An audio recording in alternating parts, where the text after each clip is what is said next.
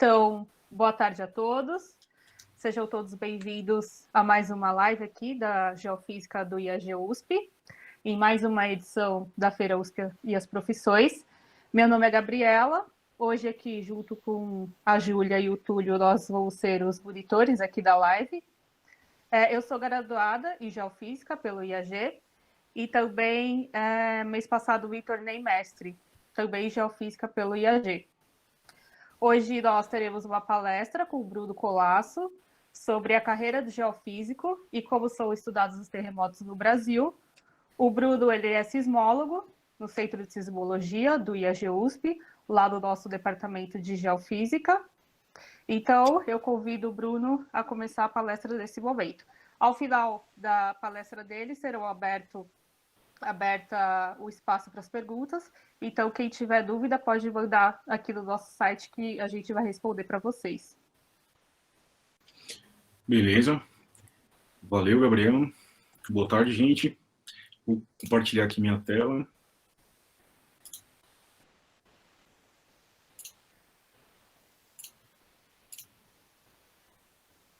Vocês me falam aí quando estiver aparecendo.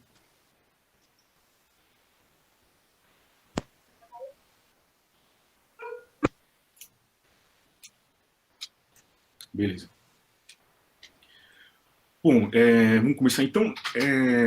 Então, como a Gabriela disse, vou passar a visão da sismologia, né, dentro da carreira do geofísico, né? O que é a sismologia? Contar um pouco também das curiosidades sobre esse tema que eu acho que é bastante interessante, né? Muita gente acha que não tem tremores no Brasil e tudo mais, então tentar passar um pouco de curiosidades, né, para vocês e contar um pouco como é também um dia a dia de um sismólogo, né, no Brasil, né, essa profissão rara aí que existem bem poucos sismólogos no nosso país. Beleza? Então, queria começar falando sobre o que é o terremoto, né, assim, a palavra, né. Muita gente pergunta, terremoto tem diferença de sismo, abalo sísmico, tremor, né. Então, muita gente até em entrevistas, mas o que eu devo falar? Um terremoto, é um tremor? Né? Na verdade, é exatamente a mesma coisa, tá? São todos sinônimos. Existe alguma convenção, assim, mas aqui é meio extraoficial de dizer que um terremoto é quando é uma coisa mais importante, ou que causa estrago, ou que a magnitude é um pouco maior que 5, mas, assim, não é válido, assim, não é oficial, tá? Então, na verdade, todas essas palavras significam exatamente a mesma coisa, beleza? E aqui eu deixo um convite rápido para esse canal do YouTube do professor Veloso. Eu acho que ele é o cara que mais estuda a história dos terremotos, principalmente no Brasil, né? Não só sismologia, né? Ele é também sismólogo, né? Um dos mais famosos do Brasil, mas ele vai atrás das coisas que aconteceram no passado, né? Então ele investiga cartas trocadas na época do descobrimento e tudo mais para tentar vasculhar esses tremores que aconteceram antes da gente ter equipamentos que poderiam medir esses fenômenos. Beleza? Então, vamos lá, o que é o terremoto, né? O terremoto é essa movimentação de terra aí que vai causar uma deformação permanente no chão, certo?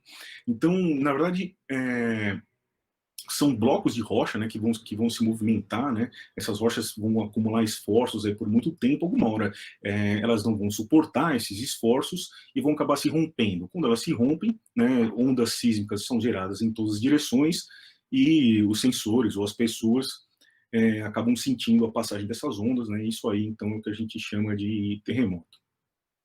Esse é um exemplo aí que aconteceu na Nova Zelândia, né, um tremor de magnitude 7.1 que ficou visível na superfície, né? Teve um deslocamento de 4 metros, o chão andou 4 metros por lado, uma coisa bem impressionante.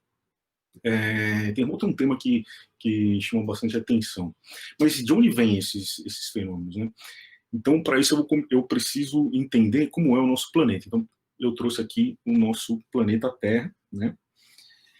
Não sei se vocês já comeram esse planeta, que eu acho uma delícia.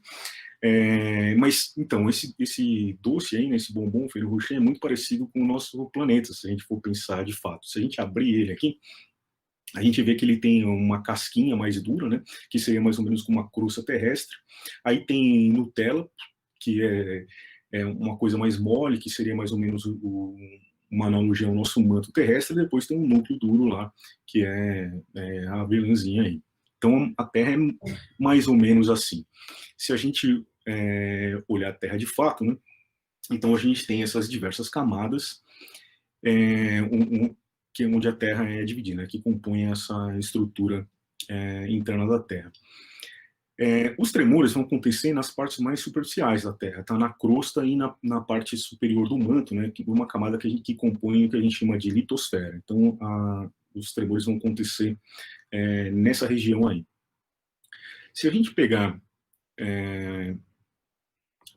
tremores que acontecem pelo mundo inteiro, por exemplo, nessa imagem aqui, a gente vai ver que parece que vocês acham? Que acontece em qualquer lugar ou tem algumas zonas preferenciais, né? Se a gente observar bem, parece que os tremores acontecem em alguns lugares com alguma preferência, né? Desenhando aí alguma coisa. A gente vê, por exemplo, aí no Brasil que não tem quase nada, né? Em compensação, deixa eu ver se eu pego um ponteirinho aqui. Não, no Brasil parece que não tem muita coisa. Aqui na Austrália tem algumas coisas mais ou menos aqui também no Centro da África, nesse lado dos Estados Unidos, aqui. Então, mas que a grande maioria acontece em desenhando alguma coisa que a gente vai ver agora, olha só. Então, onde os tremores acontecem são exatamente as bordas das placas, né? Esses desenhos, essas linhas que vocês estão vendo aqui, são os contornos das placas, das placas tectônicas, meu gato me mordeu, e a gente consegue então ver que a crosta terrestre está dividida, né? Toda a litosfera, na verdade, está dividida nessas placas e os tremores vão acontecer perto aí, com preferência nessas bordas. Tudo bem. Beleza. Mas o que o Brasil tem a ver com isso aí?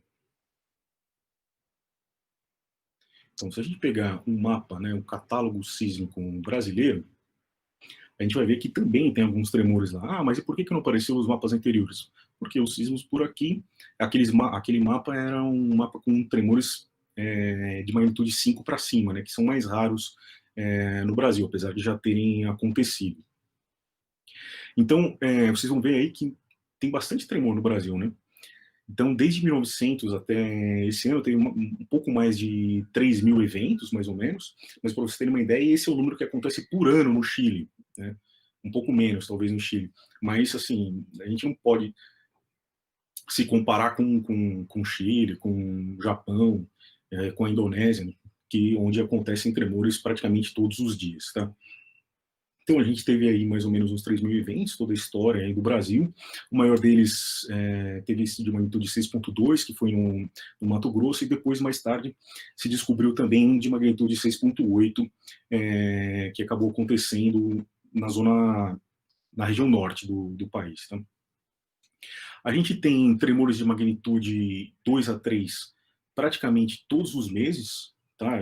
Praticamente todas as semanas, na verdade, e que acontecem em qualquer parte do Brasil, tá? Pode acontecer em qualquer lugar.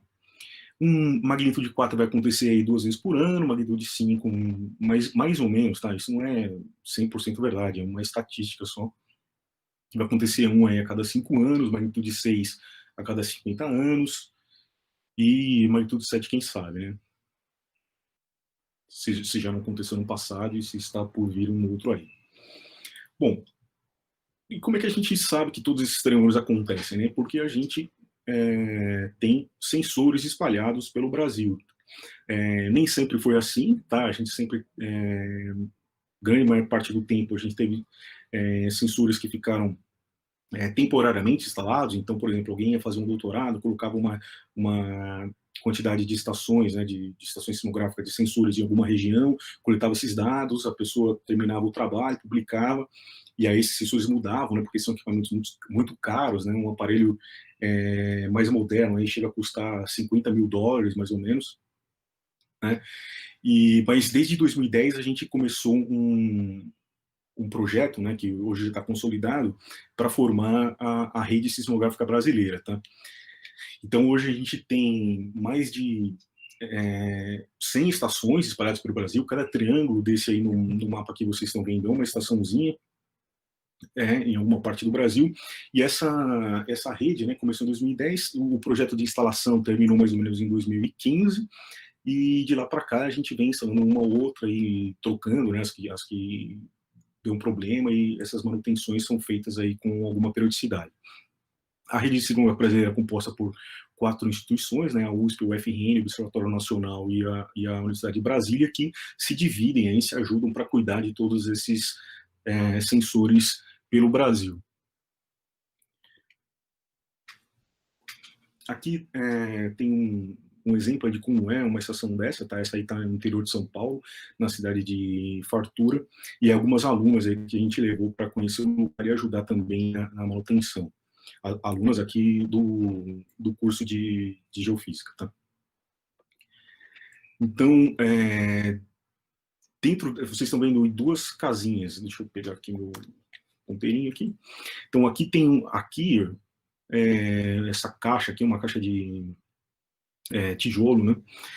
Tem um sensor lá dentro, ele fica numa base de cimento, mas essa base de cimento é feita sobre uma rocha, tá? Uma rocha que aflora, é colocado um sensor aqui, e depois isso é coberto, né? Essa caixa aqui é coberta com terra, e um cabo é passado pelo chão que se liga nessa outra casa aqui, onde tem esse aparelho aqui, que é um aparelho que a gente chama de registrador, né?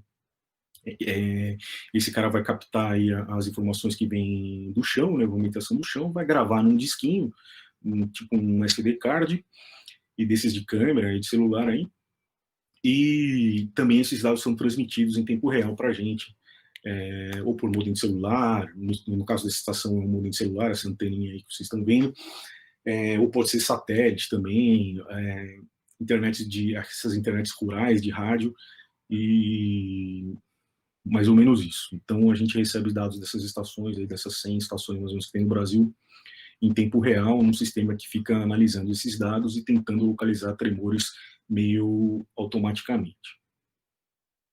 Beleza? Bom, recentemente, né, contando aqui já a parte mais contemporânea aí, a gente, nesse domingo agora que passou, né, a gente recebeu vários relatos aqui, né, teve um tremor lá na Bahia. Aconteceu às 7h44 da manhã, lá, horário local.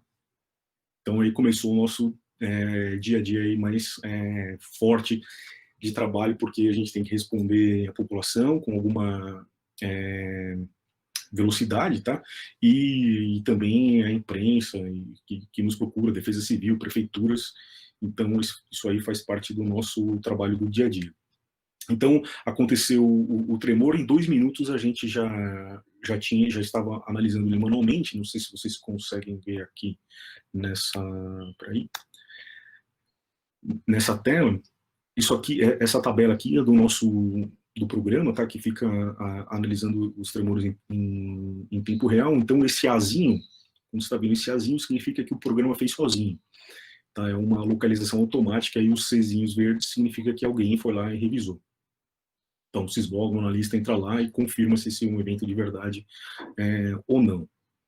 Então, 2 minutos depois do tremor, a gente já tinha a primeira localização automática aqui, depois mais dados foram chegando de outras estações, então essa fileira aqui conta quantas estações, né, quantos sismógrafos foram usados na solução do epicentro, tá? Então, quanto mais dados foram chegando, esse número vai aumentando aqui, e depois a gente vai fazendo uma revisão manual. Então, em 2 minutos, a gente já tinha uma resposta aí de mais ou menos, com alguma precisão, de onde tinha acontecido o tremor, né, que aconteceu lá em Amargosa, na cidade que está no Recôncavo Baiano, lá. A gente começou a ver também nas redes sociais, né, as pessoas comentando sobre o tremor, né, isso ajuda bastante também a gente. E as pessoas não estão acostumadas com isso, né? Então eles não sabem mais ou menos o que está acontecendo, né? Causa um desconforto meio natural, né? E eles entram em contato com a gente perguntando mais informações.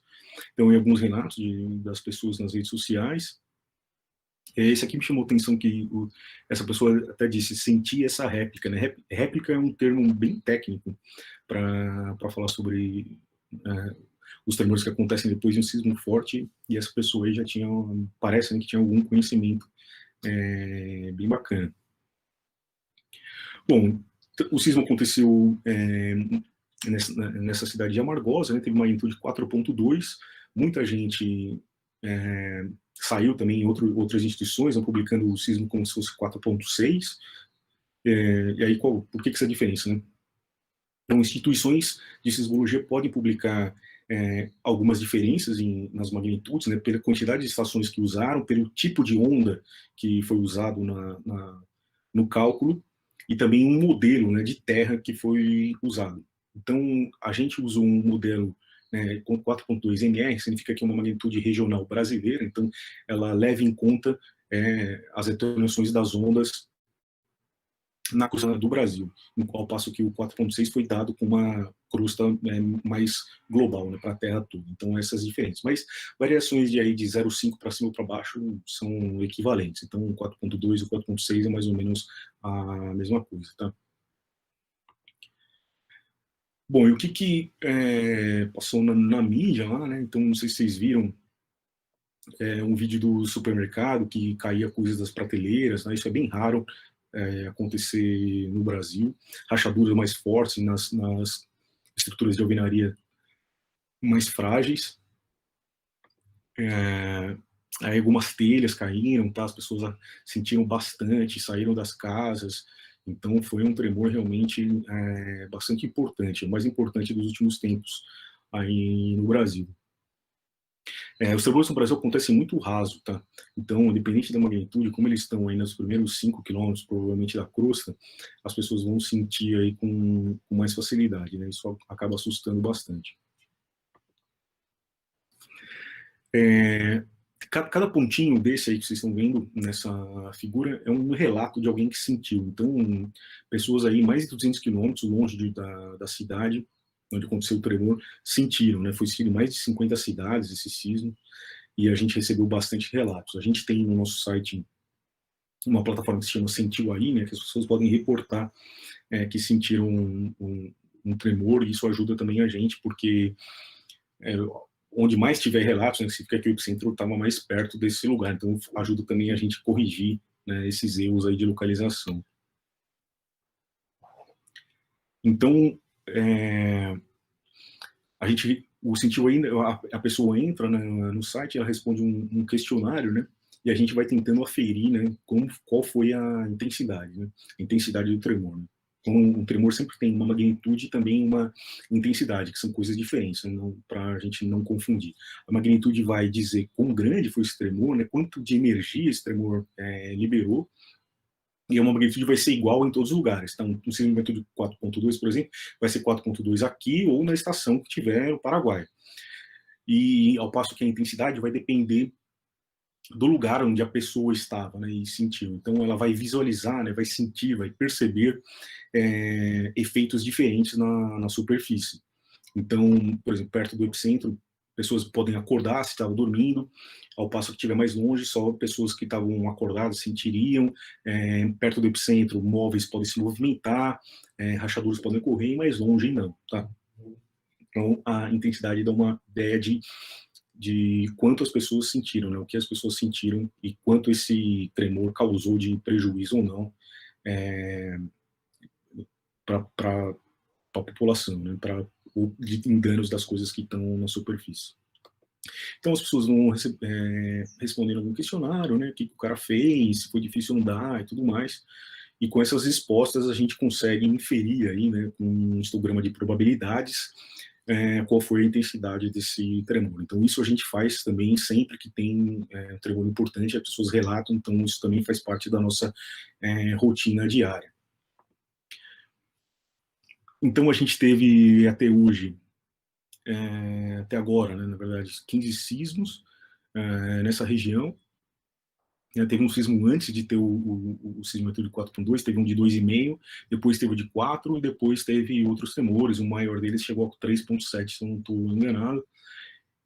E podem continuar acontecendo aí, tá? Nos próximos dias, na próxima semana, é impossível dizer se isso vai parar ou não. Sempre que acontece um tremor desse, né, que chama atenção no Brasil ou no mundo, por exemplo, no Japão, no Chile também, principalmente se tiver fatalidades, tá? A gente sempre é procurado pela imprensa. Então, os caras, tipo, não sei como, descobrem nossos telefones, meu. Os caras são muito ninja e a gente sempre tem aí, tenta responder aí com alguma precisão, não só para dar uma resposta para a população, que é importante, mas também faz parte de divulgar o trabalho, né, o trabalho geofísico e que as pessoas conhecem pouco, né, principalmente se tratando de tremores no Brasil, que a maioria das pessoas acreditam que nem existem. Beleza, então a gente faz parte dessa vida de sismólogo também, participar dessas entrevistas e tudo mais, e esclarecer a população, uma coisa que eu acho bastante importante. Beleza? E para que mais serve a sismologia? Bom, não sei se vocês lembram, provavelmente sim, do caso de Mariana também, né? Que foi um desastre, um dos maiores dos últimos anos, né? Teve Brumadinho depois, mas de Mariana particularmente porque teve tremores relacionados ao rompimento da barragem, tá? Então, a gente que tentou, a gente aqui, o Centro de Sismologia, né, tentamos dar uma resposta, né, para ver se os sismos provocaram, tiveram alguma coisa a ver com o rompimento da barragem ou não. Então, a gente recebeu um relato às 2 horas, pessoas ligaram, né, empregados lá da Vale, ligaram, a gente sentiu 2 tremores, a gente localizou esses tremores e 1 hora depois a barragem desmoronou, né, colapsou. Então, a gente até publicou um artigo depois a respeito, tentando relacionar porque um sismo de magnitude que foi, né, eu acho que, se não me engano, 2,5, não teria energia suficiente para destruir uma barragem, então a gente comenta um pouco aí sobre isso em um artigo. O interessante é que a lama se movimentando, né, todo aquele volume grande de rejeito se movimentando, foi perceptível também nas estações, né, então, deixa eu... Essa fase aqui, ó, é a lama se movimentando nas estações. Então a gente consegue usar a sismologia também para dar algum auxílio nesses fenômenos aí, esses desastres que podem não estar relacionados com os tremores, mas tudo que vibrar aí no chão a gente consegue detectar. Inclusive, o último artigo que a gente publicou também tem a ver com a própria Covid, né? Sobre o isolamento, a gente conseguiu pegar isso nas estações e tentar ver como que se deu o isolamento no Rio de Janeiro, por exemplo, onde a gente tinha uma estação no centro da cidade. Então, alguns exemplos aí de como a sismologia pode ajudar também em estudos mais sociais. A gente tem um podcast também, né, que faz parte também do nosso trabalho de divulgação e de tentar passar o conhecimento, né, da geofísica, da sismologia no Brasil. Fica o convite também para vocês darem uma olhada. O Sismocast está disponível em todas as plataformas de podcast e todos os agregadores. Fica aí o convite para vocês. Acho que eu termino aqui. Deixo uma perguntinha para vocês aí no último slide aqui. E aí também vocês podem seguir a gente nas redes sociais e mandar perguntas e tudo mais. É isso. Bom, obrigada, Bruno. Obrigada pela apresentação. Agora a gente vai abrir para as perguntas. Pessoal, mandem as perguntas de vocês aqui no nosso chat. Quem quiser também, vocês podem encontrar nossos contatos na página do IAG, que está aqui divulgado no nosso chat também. Lá tem todos os nossos contatos, Instagram, WhatsApp, e-mail. Vocês podem mandar suas dúvidas também nesses contatos. Agora a gente vai responder algumas perguntas que estão aqui no nosso chat. A Júlia e Túlio podem me ajudar agora nas questões. Sim. A gente tem uma primeira pergunta que é do Pedro Henrique da Silva Shibani. E ele pergunta o seguinte: quais são os principais mecanismos que explicam a presença de sismos no Brasil? É uma pergunta interessante e bem difícil, tá? Então, esses sismos que acontecem longe das bordas de placa, são chamados sismos intraplacas. E eles são bastante interessantes de estudar, porque eles são mais raros e a explicação de eles acontecerem é uma coisa ainda meio incerta. Então, tanto sismos que acontecem no Brasil, como na Austrália, a própria costa leste dos Estados Unidos, né, tirando ali a parte da costa oeste da Califórnia, onde tem a borda de placa lá na Falha de San Andreas, todo o resto dos Estados Unidos não tem, mais ou menos parecido com o Brasil. E é onde aconteceram um dos maiores sismos nos Estados Unidos, por exemplo, aquele que é chamado de New Madrid, né, na cidade de New Madrid, que foi catastrófico, matou muitas pessoas e tudo mais, e também é um sismo intraplaca. Então, os sismos intraplacas são objetos de estudo hoje em dia. No Brasil, a gente está, apesar de estar no centro da placa sul-americana, a gente está sendo comprimido tanto pela placa da África quanto pela placa de Nazca, né, a placa da África do lado oeste e do lado leste a placa de Nazca no lado oeste. A gente está sendo comprimido e esses esforços fazem com que as rochas aqui, alguma hora, não suportem esses esforços, acabam rompendo e gerando os tremores que a gente sente no Brasil. Bom, obrigado. Tem mais uma pergunta também do Pedro, né? Ele pergunta o seguinte: nessa época de fake news que estamos vivendo, como que o sistema sentiu aí consegue diferenciar relatos verdadeiros daqueles feitos para ludibriar o sistema? Se a gente olhar um relato individual, é impossível de saber, tá? A não ser que seja uma coisa bem fantasiosa, porque o cara pode colocar ali um comentário também. Então, mas se a gente olhar um relato individual apenas, é impossível da gente saber. O que acontece é que quando tem um tremor importante e que as pessoas sentem de verdade, a gente tem muitos relatos. Então, em vez de a gente vai ver 50, 100 relatos numa mesma região ali, então é impossível dizer que isso é mentira, a não ser que, e sem contar que a gente também relaciona todos esses relatos com a presença ou não do dado, né, do sismograma, a gente consegue visualizar que o tremor estava lá mesmo. A Fernanda Nogueira disse que ela nunca sentiu um terremoto. Você sabe explicar por que algumas pessoas sentem e outras não sentem? Eu também nunca senti um tremor, né? Mas se vocês estiverem perto do epicentro, todas as pessoas vão sentir, tá? Assim, existem algumas pessoas que são mais sensíveis mesmo, mas isso vai depender também de onde eles estão, se elas estão em andares mais altos, se elas estão no chão, então se eles estão em movimento.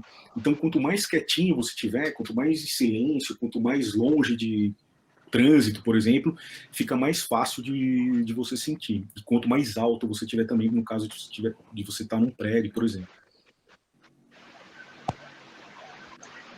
No começo da live, recebemos uma pergunta do Felipe Cunha.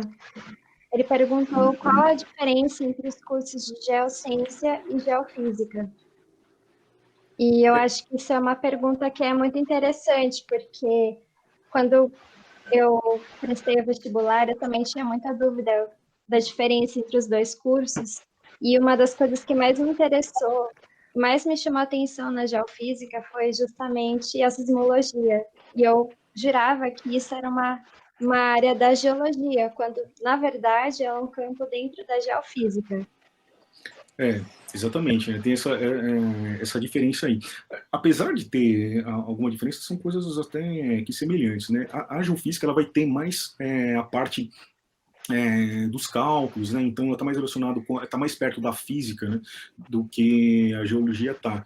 Então a gente vai ter todas as matérias de física, todas as matérias de cálculo. Então a principal diferença que eu vejo é que a geofísica vai tentar observar, né, e fazer modelos da Terra sem olhar de fato o que está acontecendo, enquanto a geologia pode usar informações do que está vendo na superfície, né, falhamentos, afloramentos de rocha e tudo mais.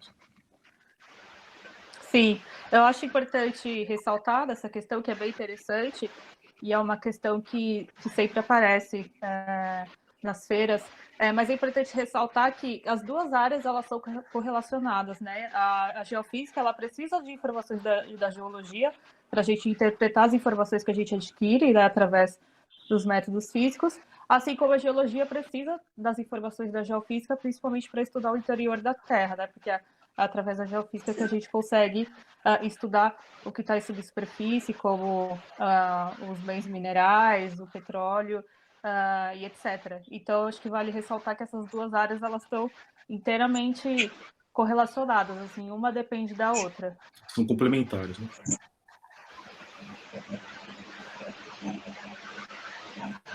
Mais alguma pergunta aqui do nosso chat?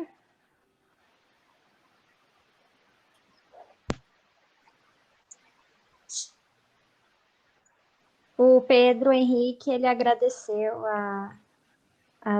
as respostas e ele elogiou sua apresentação, Bruno. Valeu, é isso. Obrigado, tamo juntos.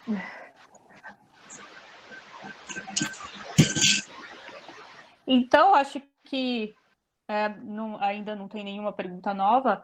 Acho que, já que a gente está com alunos aqui da Geofísica do IAG, acho que vale a pena a gente falar um pouquinho sobre como foi nossa experiência, como a gente conheceu o curso, né, que é um curso que ainda muitas pessoas não sabem realmente, de fato, o que faz o geofísico. Então, acho importante a gente, nesse momento, fazer um pouco de propaganda do nosso curso. Vocês querem começar? Eu posso falar um pouquinho como foi minha experiência, né?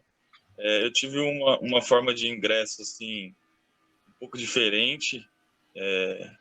Na verdade, eu entrei no curso da Geofísica, depois de um tempo já estudando no IAG, eu entrei, na verdade, na meteorologia primeiro, e eu já queria Geofísica, na verdade, então eu fui me inscrevendo nas matérias da Geofísica, mesmo estando matriculado na meteorologia, né?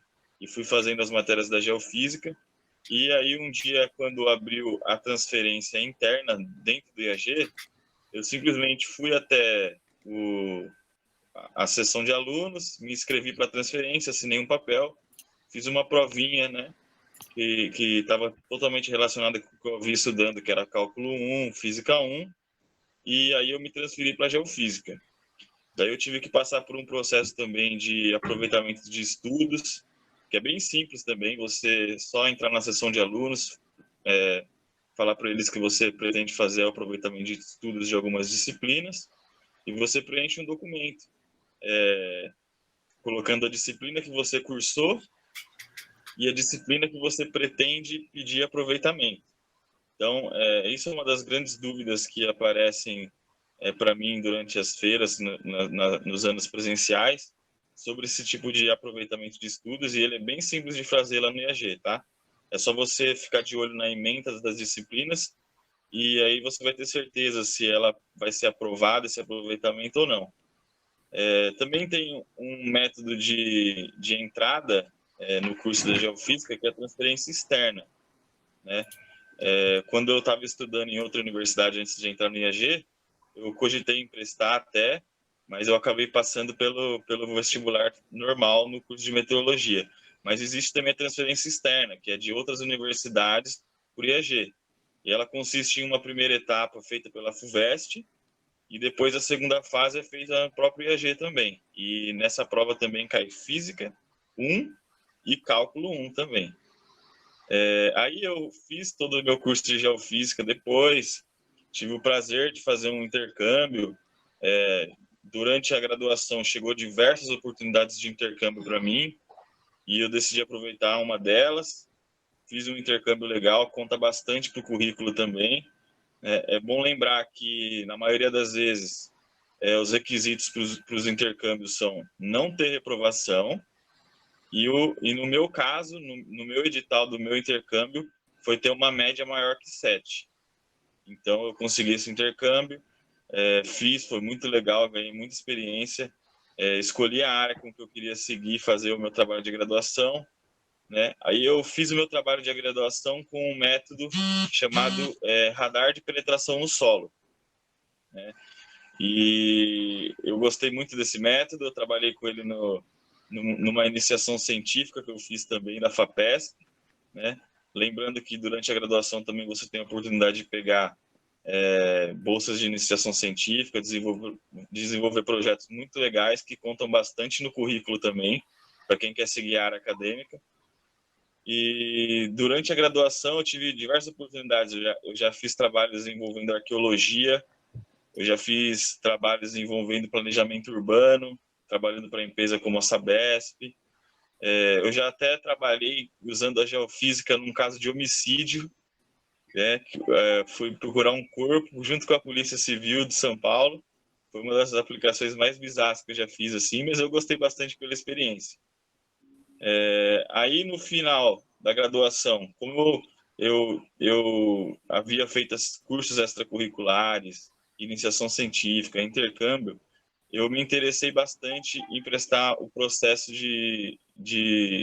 do edital do mestrado, né?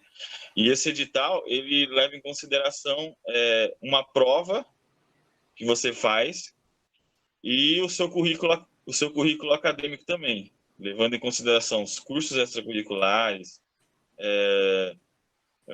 os projetos que você desenvolveu de iniciação científica, os intercâmbios, o número de reprovações, o tempo que você demorou para se formar na graduação, tudo isso leva em consideração. Então, para quem está pensando em seguir uma carreira acadêmica como pesquisador, fazer um mestrado, um doutorado, é importante você pensar nesses aspectos desde o começo, né? Ter bastante dedicação para não reprovar nenhuma matéria, ter bastante dedicação para terminar o curso no tempo certo, para esses pontos não ser tirados de você durante a seleção do mestrado também.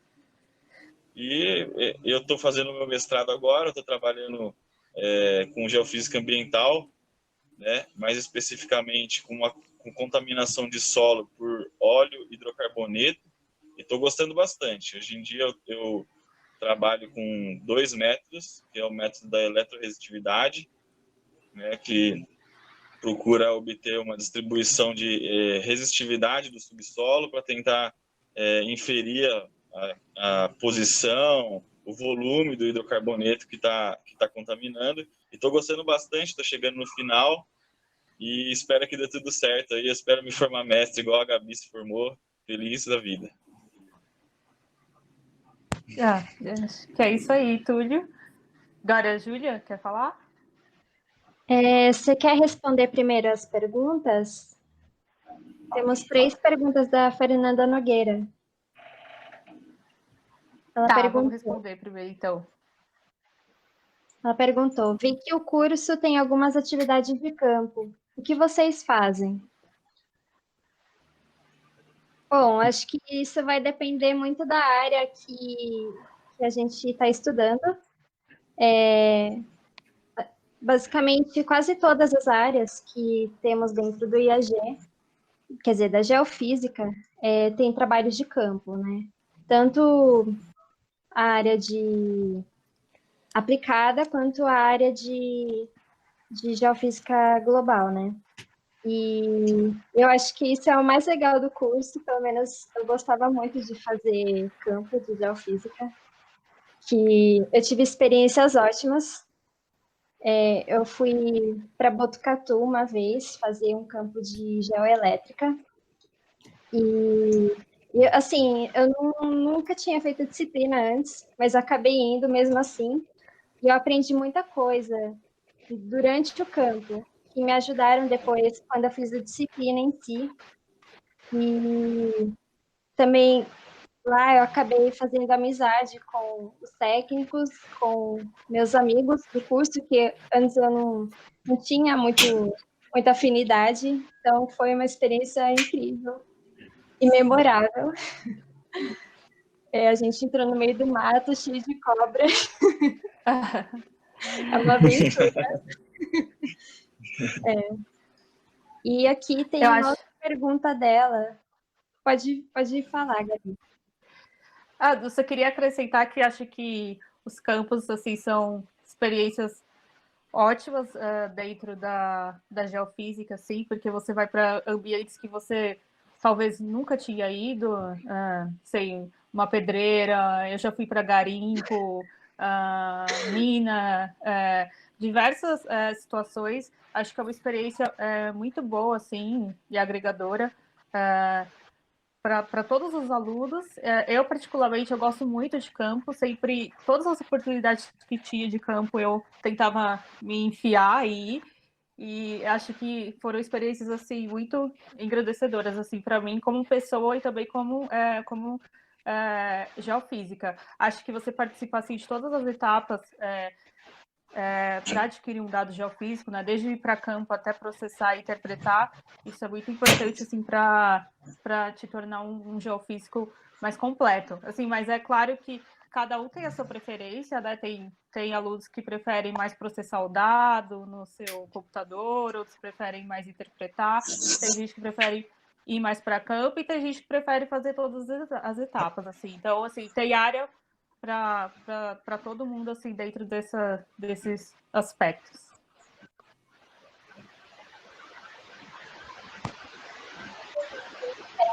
Tá, mais alguma A próxima coisa? pergunta?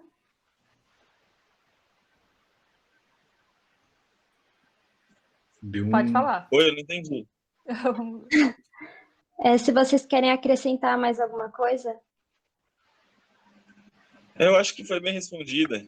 A gente tem diversas matérias no curso da Geofísica, voltadas mais para dos métodos da Geofísica, e também temos as matérias da Geologia, que também são campos um pouco diferentes, mas a gente também tem bastante campo. Geralmente os campos da Geologia envolvem mapeamento geológico, né?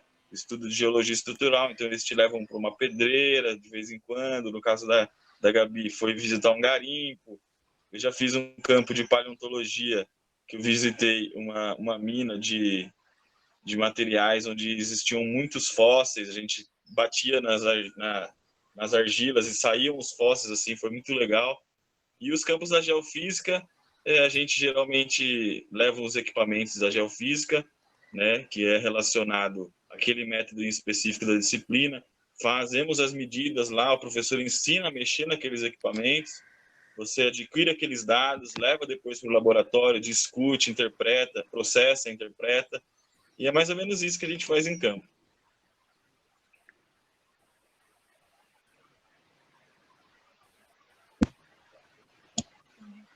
Agora a gente pode passar para a segunda pergunta que ela fez, que é: um geofísico pode seguir a área acadêmica? E como que é?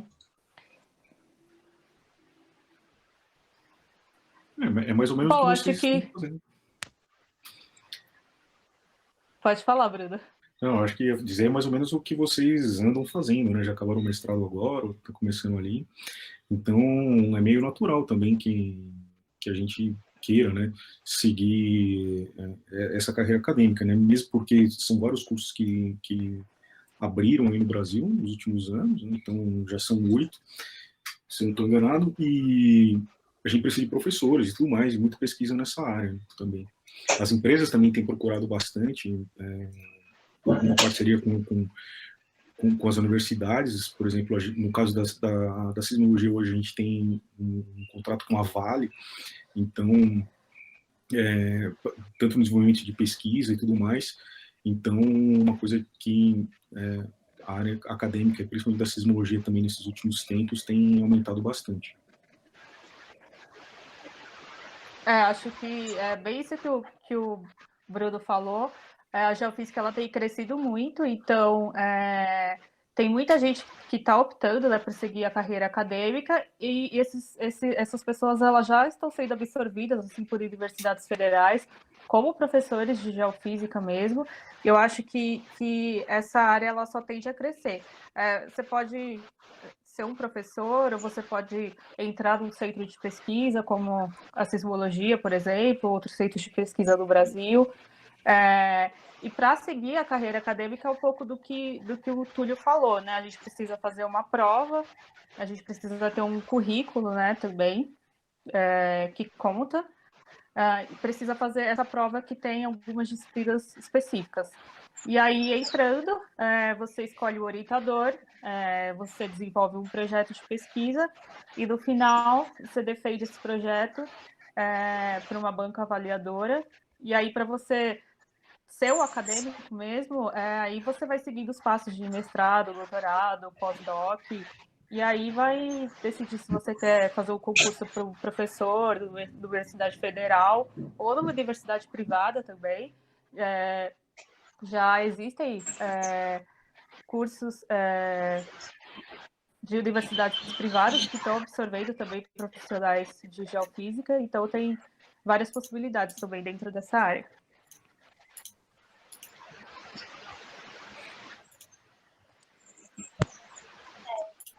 Tem a última pergunta da Fernanda Nogueira.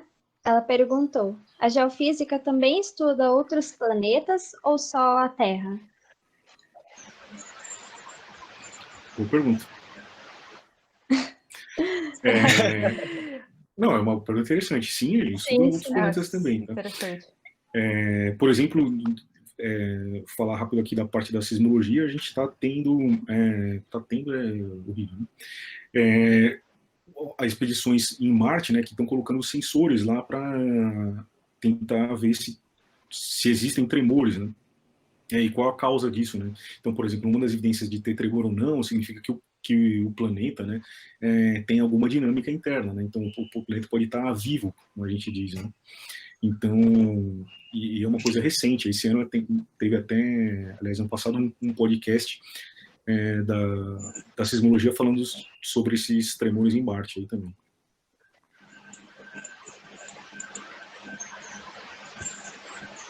É verdade. Inclusive, nessa última missão que eles enviaram um rover para Marte, né, o rover chama Perseverance, está embutido nele um radar de penetração no solo que pretende estudar a subsuperfície rasa de Marte. Se eu não me engano, a missão chega lá em Marte em 18 de fevereiro, foi lançado agora recentemente, há umas semanas atrás, e ele está embutido nele esse sensor que é o equipamento que eu trabalho, e pretende, por exemplo, estudar a geologia rasa de Marte, procurar por água em Marte, ou até sinais de vida que pode estar em subsuperfície. Aliás, a título de curiosidade, a gente conhece mais os outros planetas, né, e o próprio sistema solar do que o interior da Terra. Então, convite aí para fortalecer ainda mais a geofísica. Sim.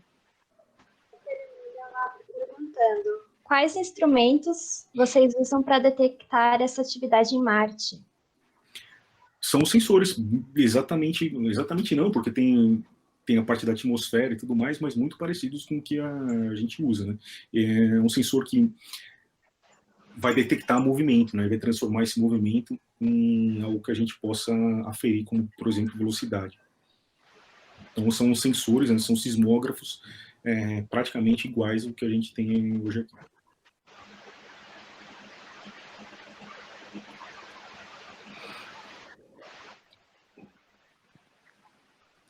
Mais alguma pergunta, Júlia?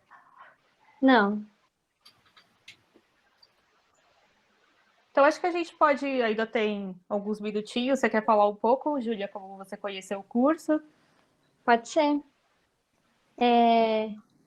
Então, eu já dei um spoiler no começo dessa live, que eu tinha interesse em cursar geociências, geologia, e eu fiquei bastante tempo com essa ideia na cabeça, até que no segundo ano do ensino médio, acabei conhecendo o curso de geofísica através do professor Éder, na Rádio USP, e acabei me interessando, achei bem diferente, e meu pai me incentivou bastante a cursar geofísica, porque ele falou que era uma área diferente, era uma área nova, e ele falou que tinha a ver comigo, que eu tinha um perfil mais de exatas, eu gostava muito de matemática, eu gostava de física. Aí acabei pesquisando a grade curricular da geofísica, eu comparei com a da geologia, aí eu já abri a possibilidade, mas ainda fiquei na dúvida entre as duas áreas.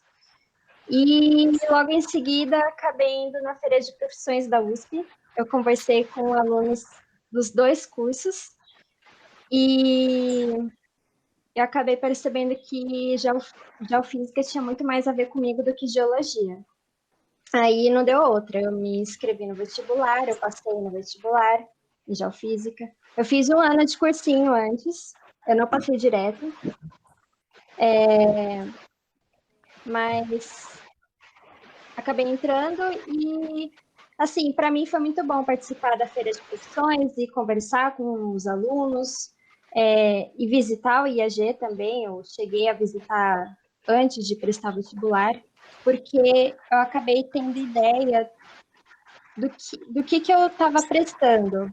Então, eu não caí de cabeça no curso, eu sabia mais ou menos o que ia acontecer, quais disciplinas que eu ia ter. Então, eu já fui preparada. Vou ser bem sincera, não é um curso muito fácil.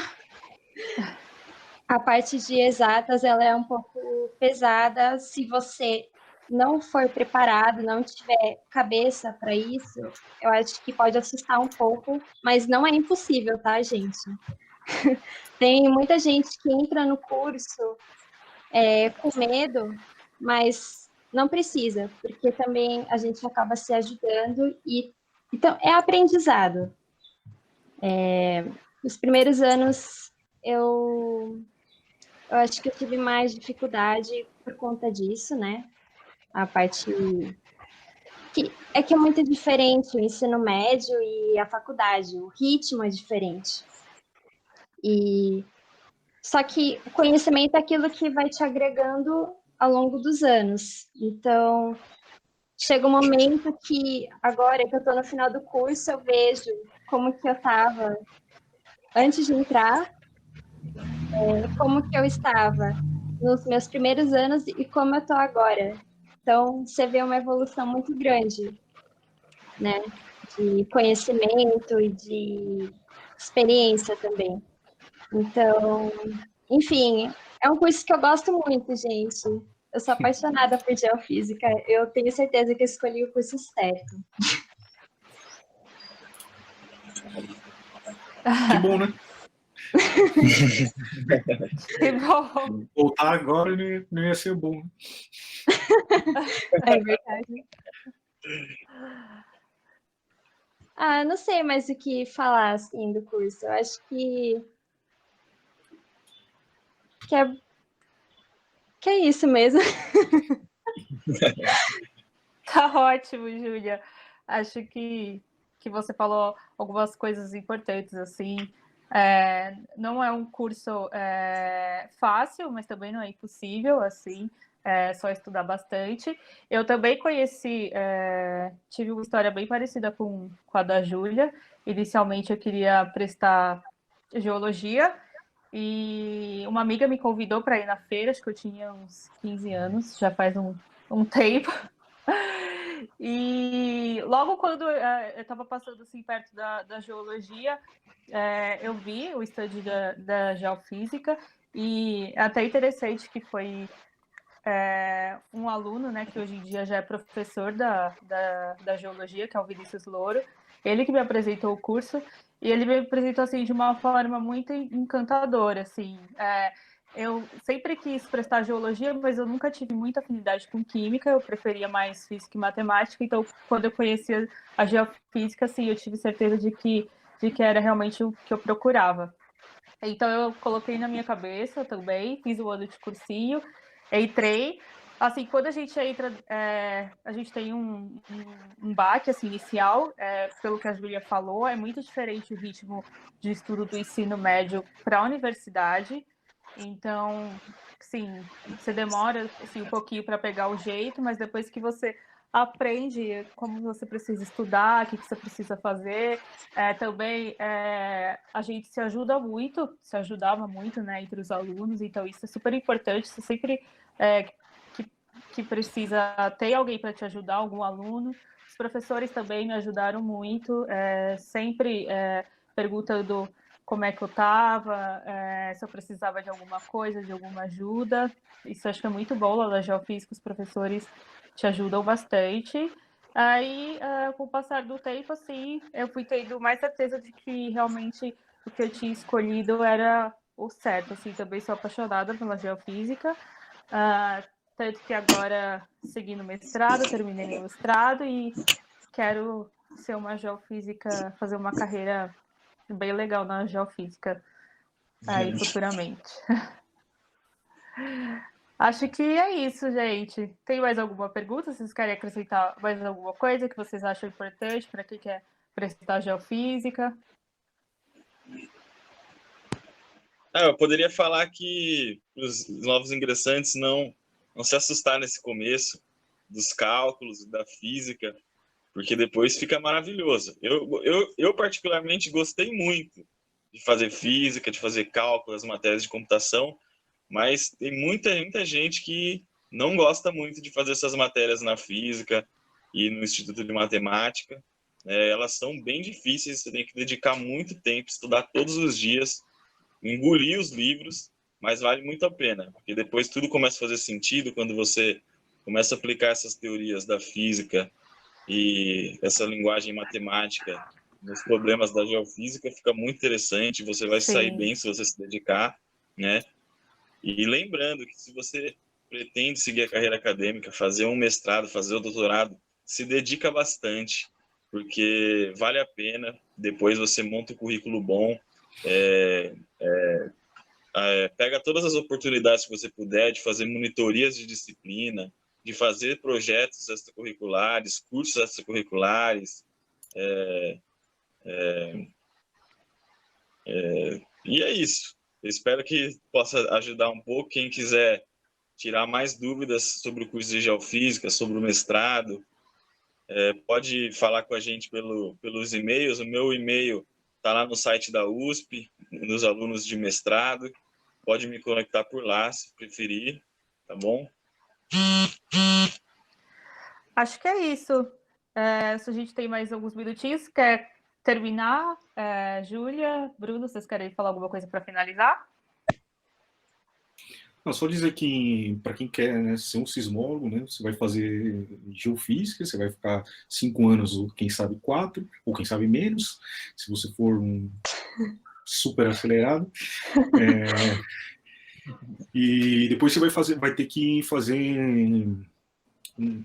É bom que você faça, né, já seu TG nessa área, para você aprender um pouco mais, né, porque eu acho que são só 2 matérias de sismologia, fora as optativas, tá?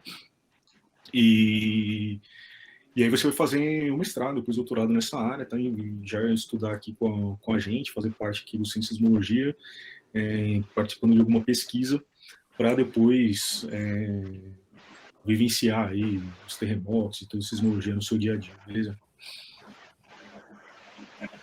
Acho que é isso, a gente pode encerrar, então. Acho que é isso, só lembrando que amanhã terão mais 2 lives, uma de manhã, com o professor Carlos Alberto Mendonça, sobre exploração mineral, geofísica para exploração mineral, e outra tarde com a professora Leila Soares, sobre tectônica de placas e a evolução do nosso planeta, do planeta Terra. Então, estão todos convidados. Quem tiver mais alguma dúvida, tem a nossa página aqui no nosso chat. Vocês podem enviar dúvidas para os nossos contatos. Também pode contatar a gente aqui. Os nossos contatos também estão aqui no chat. Agradeço a presença de todos. Obrigado, Bruno, pela apresentação. Obrigado, Júlia e Túlio. Amanhã nós estaremos aí de novo para tirar mais dúvidas de vocês. Valeu, Júlia. Foi um prazer. Valeu. Acho que é isso. Obrigado, gente. Tchau, tchau. Tchau, obrigado. Tchau.